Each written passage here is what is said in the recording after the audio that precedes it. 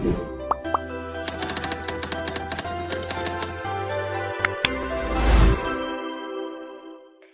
siang dari Surabaya dan salam multikultur dari podcast Center for Aging Wellness Ubaya edisi ke-14.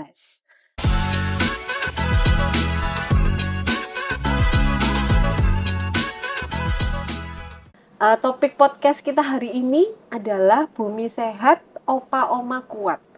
Kalau mendengar judulnya, maka mungkin kita udah bisa menebak bahwa obrolan kita hari ini akan seputar lingkungan dan bagaimana pengaruhnya atau dampaknya terhadap kaum lanjut usia. Nah, hari ini kita sudah ditemani oleh narasumber kita yang keren sekali, yaitu Bapak Dr. Yunus Franciscus. Beliau adalah Ketua Pusat Studi Lingkungan dan Energi Terbarukan atau disingkat Puslet Universitas Surabaya. Selamat siang Pak Yunus, apa kabar? Selamat siang, very good dan senang sekali berada di tempat ini. Ya, So happy. That's good. Pak Yunus, mungkin kita, saya nggak tahu apakah kita semua pernah membayangkan ya, kalau misalnya kita umur 70 tahun nanti sudah sebersih apa udara kita gitu ya. Atau mungkin pertanyaan lebih sederhana lagi, apakah kita masih bisa jalan pagi dengan nyaman, saya begitu. Oh ya. Nah, menurut pandangan Pak Yunus, bagaimana kondisi lingkungan pada saat ini, terutama misalnya dibandingkan dengan waktu-waktu yang sebelumnya. Yang lalu gitu ya. Oke, berbicara tentang lingkungan selalu menarik karena dinamis sekali. Dan unfortunately ada sesuatu sisi yang tidak baik yang membutuhkan perjuangan kita untuk mengembalikan kualitas lingkungan itu. Kalau Bu Fira tadi tanya bagaimana kualitas lingkungan kita hari ini jika dibandingkan dengan masa lampau atau masa-masa lalu, kita harus mengakui bahwa kualitas lingkungan kita terus mengalami degradasi dari waktu ke waktu. Ada banyak hal yang mempengaruhi, tapi setidaknya beberapa faktor yang utama adalah pertambahan populasi, di mana kita tahu jika semakin banyak orang, maka semakin banyak resource atau sumber daya yang dibutuhkan. Semakin banyak resource yang dibutuhkan, semakin banyak eksplorasi terhadap sumber daya alam. Dan tentu saja itu berkorelasi dengan lingkungan, karena lingkungan adalah penyedia sumber daya alam kita. Jadi kalau hari ini kita berbicara apakah area hijau kita, biodiversitas kita, itu sama dengan tahun-tahun yang lalu? Jawabannya tentu tidak, karena kita sedang terus berada dalam kondisi declining atau turun. Selain populasi manusia, kita juga berbicara tentang aktivitasnya. Kebutuhan makin beragam, aktivitas makin beragam. Dan setiap kali kita berbicara aktivitas, kita selalu berkata atau kita selalu bersinggungan dengan bahwa setiap aktivitas manusia selalu punya dampak terhadap lingkungan. Dan problemnya adalah dampaknya itu kebanyakan dampak buruk. Kalau kita habis makan, kita punya packaging, kita punya plastik, kita punya sisa makanan, dan kemudian makanan itu dikemanakan? Ujung-ujungnya lingkungan yang menerimanya. Jadi kualitas lingkungan kita mengalami penurunan yang signifikan dan itu terjadi secara gradual atau progresif dari waktu ke waktu. Itu sebabnya kalau kita hubungkan itu dengan fenomena lingkungan global, yaitu perubahan iklim, kita tahu bahwa United Nations itu menaruh isu itu secara berturut-turut dalam Millennium dan Sustainable Development Goals. Yang artinya bahwa perhatian yang masif terhadap kualitas lingkungan itu perlu dilakukan. Bukan hanya di skala individu, tetapi sampai ke level negara. Jadi contoh kualitas lingkungan yang buruk adalah kalau hari ini Bapak Ibu teman-teman sekalian mengalami anomali cuaca sebagai akibat daripada perubahan iklim, itu adalah contoh bagaimana kita menghadapi suatu siklus yang berbeda dengan masa lalu. Dulu di Indonesia kita dengan jelas bisa membedakan, oh musim kemarau itu bulan ini ke ini, oh musim hujan itu bulan ini ke ini. Tapi hari ini kita nggak bisa memprediksinya. Itu adalah sekilas tentang bagaimana kita punya kondisi lingkungan. dan bagaimana kita dipaksa dalam tanda kutip hidup dalam kondisi yang seperti itu. Iya. Saya menarik juga kalimatnya Pak Yunus ya, dipaksa dalam tanda kutip tadi itu ya. Nah, apakah kondisi lingkungan seperti yang sudah Pak Yunus jelaskan tadi itu punya pengaruh terhadap kesehatan kita, kesehatan manusia gitu ya? Dan kalau misalnya kita bicara juga soal lanjut usia misalnya, apakah juga berpengaruh di mereka misalnya begitu? Kalau iya, dalam bentuk apa kira-kira? This is very interesting issue. Jadi apakah permasalahan lingkungan itu berpengaruh terhadap kesehatan? Jawabannya adalah iya, Bapak Ibu teman-teman sekalian, iya. Jadi ketika kita berbicara masalah penurunan kualitas lingkungan, contoh, ketika kita berbicara kualitas udara yang makin menurun, karena semakin banyak partikulat atau debu-debu akibat dari aktivitas industri, ada gas-gas tertentu yang seharusnya berada dalam jumlah yang tidak seperti itu di udara, dan hari ini harus ada di sana, maka itu secara direct atau langsung berpengaruh terhadap kita.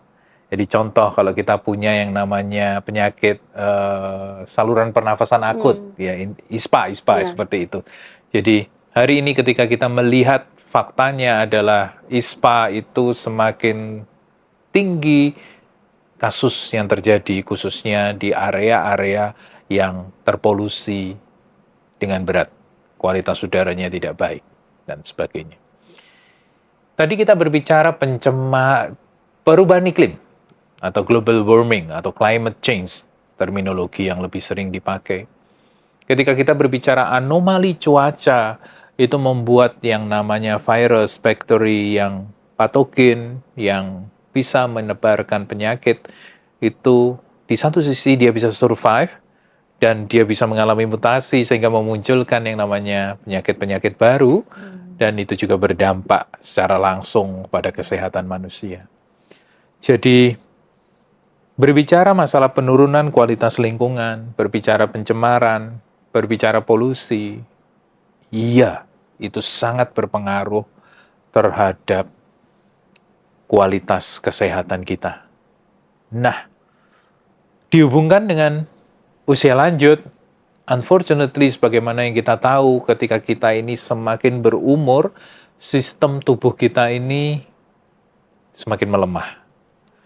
Jadi, ketahanan tubuh kita, ya metabolisme kita, itu tentu tidak seaktif atau sebagus ketika kita berada pada masa-masa yang masih aktif, masih muda, dan sebagainya. Dengan kata lain, ketika kita mengalami perubahan, maka yang paling rentan terpapar atau mengalami kondisi sakit adalah komunitas usia lanjut. Ketika kita berada dalam kondisi yang tipis oksigen di area-area yang terpolusi seperti itu, sebagai contoh, maka ketahanan Bapak Ibu komunitas usia lanjut ini menjadi lebih rentan.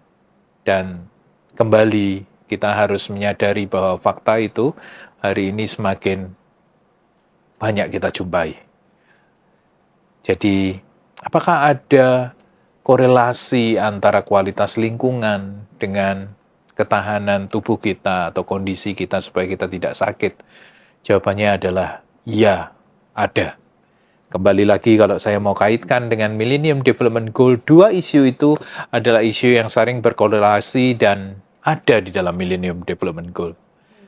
Climate action atau upaya kita untuk mencegah dampak buruk dari perubahan iklim itu terus dilakukan. Harapannya lingkungan tidak bertambah buruk. Kita juga punya goal yang nomor 3 di Millennium Development Goal, itu berbicara masalah human health and well-being. Jadi artinya kita juga concern terhadap kesehatan manusia. Harapannya dengan kualitas lingkungan yang baik, maka kondisi kesehatan kita, manusia, itu juga boleh semakin dipertahankan. Kira-kira begitu. Berarti kalau misalnya kita mau bicara soal well-being manusia, secara khusus misalnya bicara lanjut usia gitu ya Pak Yunus, berarti itu juga kita perlu pikirkan mencapainya itu juga memikirkan aspek lingkungan yang sehat. Itu sangat terkait gitu ya. Ya, sangat terkait. Iya. Benar. Maka kemudian memang menjadi penting kalau kita memikirkan bagaimana kita mau menciptakan lanjut usia atau kelompok lanjut usia yang sejahtera, yang well-being-nya oke, itu berarti kita pikirin lingkungan itu juga jadi faktor yang penting buat mereka gitu. Ya, ya. Dan faktanya adalah ketika kita berbicara komunitas sosial lanjut, kita sedang tidak berbicara komunitas yang tidak produktif. Justru ketika kita berbicara komunitas sosial lanjut, ada banyak hal yang bisa dilakukan. Jadi, saya membayangkan dalam koridor pendidikan lingkungan sebagai contoh, komunitas sosial lanjut itu bisa lebih punya akses, bisa lebih mudah untuk, kalau bahasa kita di Surabaya, nuturi gitu, memberikan wejangan kepada generasi-generasi yang lebih muda agar mereka perhatian terhadap lingkungan. Supaya kesalahan mungkin di masa lalu, di mana kita mengorbankan lingkungan, lebih mementingkan aktivitas untuk memenuhi kebutuhan kita, tapi mengorbankan lingkungan, itu tidak terjadi lagi. Jadi saya membayangkannya komunitas sosial lanjut itu memiliki peranan yang very important di dalam upaya pelestarian lingkungan. Pengalaman mereka, akses mereka ke generasi yang lebih muda, di mana kita orang timur biasanya kita menghormati, kita mendengarkan nasihat dan wejangan dari orang tua kita, itu bisa dimanfaatkan untuk saluran agar pendidikan lingkungan itu bisa nyampai ke anak-anak yang lebih muda. Jadi, saya rasa komunitas sosial lanjut dalam hal ini memiliki peranan yang penting. Selain, unfortunately tadi ketika kita berbicara kondisi di lapangan, mereka juga berada dalam kondisi yang rentan karena penurunan kualitas lingkungan ini. Ngomong-ngomong, Pak Yunus, bolehkah bercerita, karena Pak Yunus kan aktif di pusat studi lingkungan ya dan energi terbarukan. Bolehkah bercerita kepada kami kegiatan-kegiatan Puslet itu apa ya sebetulnya, namanya pusat studi lingkungan dan energi terbarukan itu ngapain sih? Oke. Ya, jadi Puslet adalah singkatan dari Pusat Studi Lingkungan dan Energi Terbarukan. Dari nama ini, Bapak Ibu teman-teman mungkin bisa membayangkan bahwa ini adalah pusat studi yang concern terhadap lingkungan dan energi terbarukan. Nah, apa aktivitas yang ada di Puslet? Mainly kita punya dua core activity, yaitu yang pertama adalah research atau penelitian, dan yang kedua adalah community development atau pengabdian pada masyarakat. Yang ketiga sebetulnya ada, zaman itu supporting, yaitu kita di pembelajaran. Tetapi ini kita berhubungan dengan departemen atau prodi-prodi yang ada di kampus. Nah, penelitian dan pengabdian pada masyarakat. Kita punya area penelitian itu berbicara tentang lingkungan tentu saja. Itu sebagai contoh yang kita kembangkan adalah bagaimana yang namanya pengelolaan sampah padat. Sampah kita dari rumah tangga itu berpengaruh terhadap perubahan iklim. Jadi sebagaimana tadi kita obrolin, Bapak Ibu teman-teman sekalian, ketika kita bicara perubahan iklim, dia itu menjadi sumber di mana berakibat pada anomali cuaca dan berpengaruh terhadap kesehatan. Nah, kita punya yang namanya area penelitian di area itu, salah satu contohnya yaitu meneliti gas rumah kaca yang dihasilkan dari pengelolaan sampah padat. Nah, ini sekaligus pesan bagi kita semua bahwa, ternyata kalau kita nggak nyampah tuh, atau nyampahnya sedikit banget, kita itu ngurangi emisi loh. Kita itu ngurangi emisi gas rumah kaca loh. Gas rumah kaca adalah gas yang menyebabkan perubahan iklim itu tadi.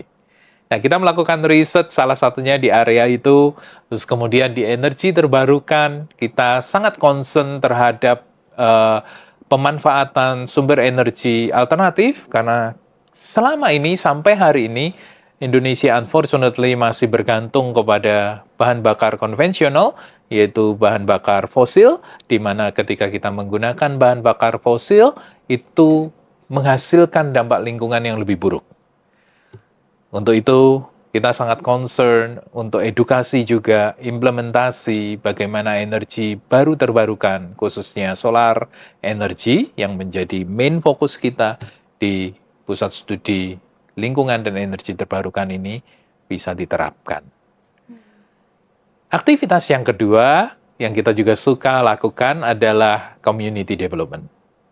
Community development ini berbicara tentang interaksi kita dengan masyarakat.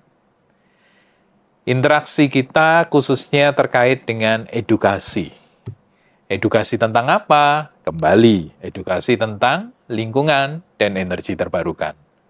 Jadi di Puslet, kita aktif memberikan edukasi dari rentang usia yang lebar tentang bagaimana kita menjaga lingkungan dengan baik. Bagaimana kita bisa melakukan hal-hal yang sederhana, tetapi itu berdampak masif, berdampak besar terhadap lingkungan kita. Pengabdian pada masyarakat ini kita lakukan dengan melibatkan beberapa partner. Contoh, kalau di Surabaya kita sangat dekat dengan Dinas Lingkungan Hidup, karena dari sana kita punya akses ke masyarakat-masyarakat yang komunitas-komunitas, kelompok-kelompok masyarakat yang kita bisa berinteraksi dengan baik terkait pendidikan itu. Ada banyak hal, edukasi itu juga berbicara biasanya berkorelasi dengan program-program pemerintah juga. Jadi sebagai contoh di Surabaya ini kita punya inisiatif yang sangat kuat untuk ikut Kampung Proklim. Nah, ini bagus sekali, program nasional untuk membuat kampung-kampung RW-RW itu tidak hanya pasif, tetapi aktif dalam kegiatan mitigasi.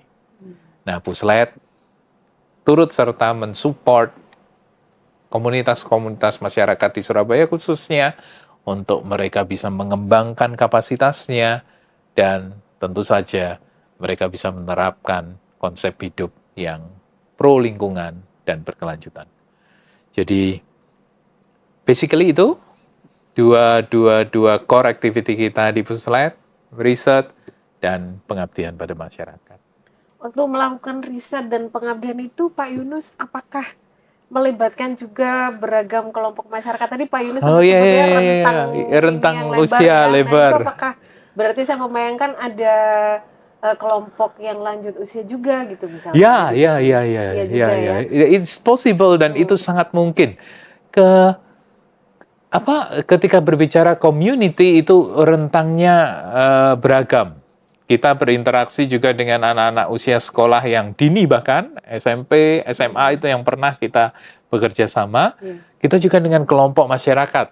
Bahkan ada kelompok masyarakat khusus yaitu ibu-ibu. Karena ibu-ibu ini sangat powerful. Ketika bicara ibu-ibu itu punya pengaruh yang sangat kuat di segala lini. Jadi kita juga melibatkan mereka. Itu adalah salah satu komunitas target kita. Dan saya rasa berbicara masalah kelompok lanjut usia itu juga menjadi komunitas yang sangat mungkin untuk kita bisa berinteraksi, khususnya dalam koridor lingkungan dan energi terbarukan. Saya rasa seperti tadi di awal yang saya katakan, apakah komunitas usia lanjut itu memiliki peranan terkhusus dalam hal lingkungan dan energi terbarukan ini? Saya mengulang apa yang saya tadi katakan, iya, sangat-sangat memiliki peranan. Akses mereka ke generasi muda, pengalaman mereka, dan kalau kita bisa terlibat, kita juga istilahnya memperkuat posisi mereka, mereka bisa memainkan peranan penting dalam upaya pelestarian lingkungan. Oke. Pak Yunus punya tidak tips ya, saran, masukan? Kalau kita bilang tips tuh mungkin sesuatu yang sangat praktikal sifatnya ya gitu. Yang sebetulnya kita bisa lakukan supaya kita bisa ikut mendukung begitu lingkungan yang sehat. Oleh siapa saja, untuk kaum lanjut usia juga, tetapi mungkin juga untuk kelompok-kelompok masyarakat yang lain gitu. Apa Pak kira-kira tipsnya? Saya ketika membayangkan tips, saya membayangkan yang praktikal, yang simple, yang kita bisa adopsi dan yang kita bisa lakukan di skala kita gitu ya. Beberapa di antaranya adalah kalau kita biasa suka dengan tanaman, bercocok tanam, berkebun seperti itu, semakin sering kita atau semakin intens dan masif kita menerapkan itu, berkebun di skala rumah tangga, bahkan kalau itu bisa dikaitkan untuk pemenuhan kebutuhan kita, itu sangat baik dan itu sangat mendukung. Mungkin kelihatannya, oh masa sih mendukung upaya untuk mitigasi perubahan iklim? Kita sulit membayangkannya. Tapi jawabannya iya, Bapak Ibu teman-teman sekalian. Karena bayangin kalau kita punya cabai sendiri di kebun kita, atau kita punya sayuran yang kita bisa tanam di halaman rumah kita, maka kita memotong rantai transport dari kebunnya orang lain mungkin, lahan pertanian yang jauh dari rumah kita mungkin, ke rumah kita. Karena berbicara masalah transport itu, lagi-lagi kita akan berbicara emisi gas rumah kaca. Jadi, ternyata berkebun di rumah sendiri itu positif dalam kaitannya untuk mencegah atau memitigasi perubahan iklim.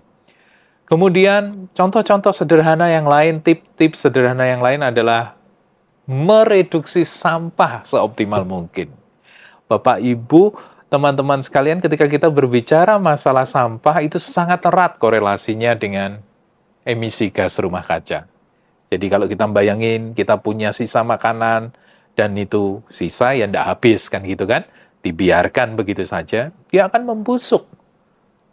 Dia membusuk itu mengeluarkan gas. Mengeluarkan gas itu gas yang masuk golongan gas rumah kaca itu juga, yang memperparah perubahan iklim.